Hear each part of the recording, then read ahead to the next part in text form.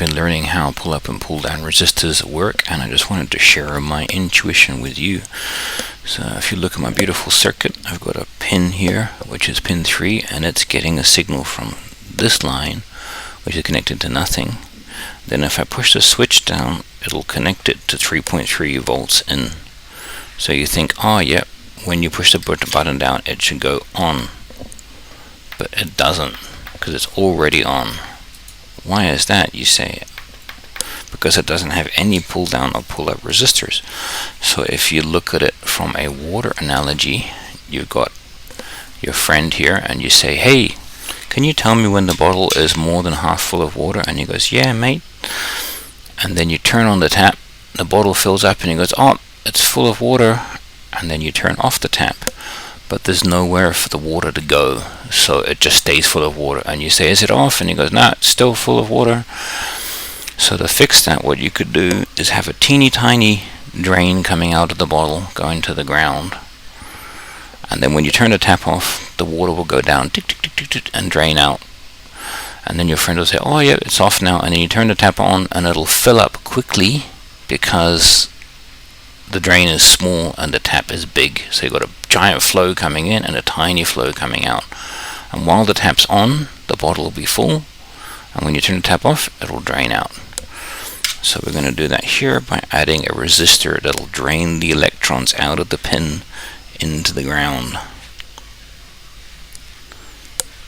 So now the pin is off because the electrons are draining out through this resistor, and a resistor is basically like a tiny tap in my analogy. But the little copper wire here is a giant flood of electrons coming in. So now push it down, it's on, push it up, it's off, on, off. So that's a pull down resistor because it's pulling the pin down to ground. Let's flip it over and do a pull up resistor. So we'll just pull that out and we'll connect the pin to ground instead of to this rail is ground. So now the pin's connected to ground, this is ground, and that is 3.3 volts.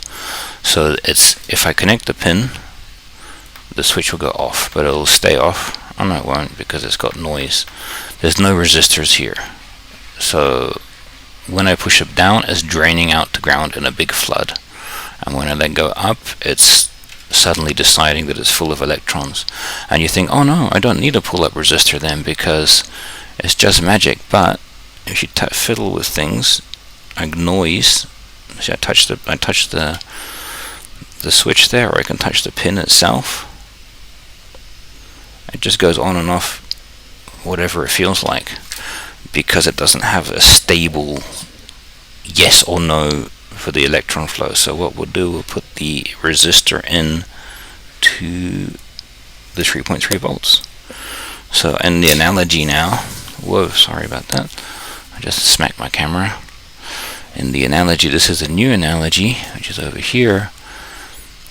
You've got a continual 3.3 volts going in, but through a teeny tiny wire.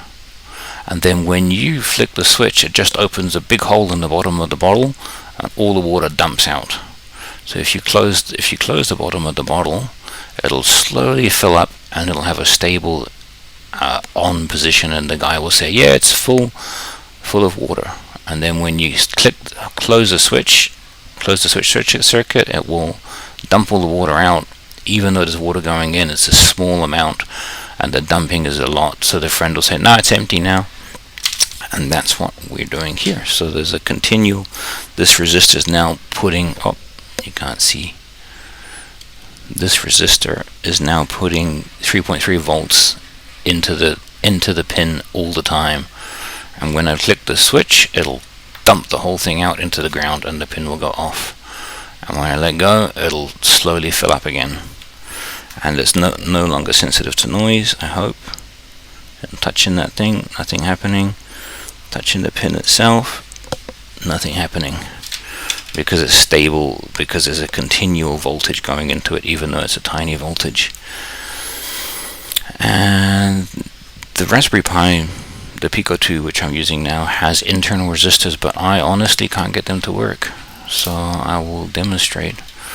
You can tell it to have an internal pull-up resistor which will continually put the 3.3 volts into it, but it doesn't work for me. I don't know why. I thought it was a bug with the Pico 2, but see, now it looks like it's working great, but it's still sensitive to noise. It's the same as having no pull-up resistor. It's still sensitive to noise. And if I put a pull-down resistor internal, which should connect the pin to ground with a small resistor and give it stability, doesn't work for me. I don't know why.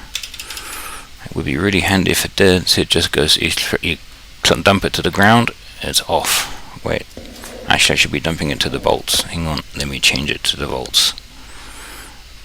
I should be connecting a flood of volts into it. It's really hard to move this wire. There. So now I will flood volts into it. It'll turn on. But then when I let go, it doesn't drain out to the ground. It just, that's it. That's all you get. And is it sensitive to noise? I don't know. It's still sensitive to noise. So for me, the pull-up and pull-down resistors, the internal ones, and the Pico 2 don't work.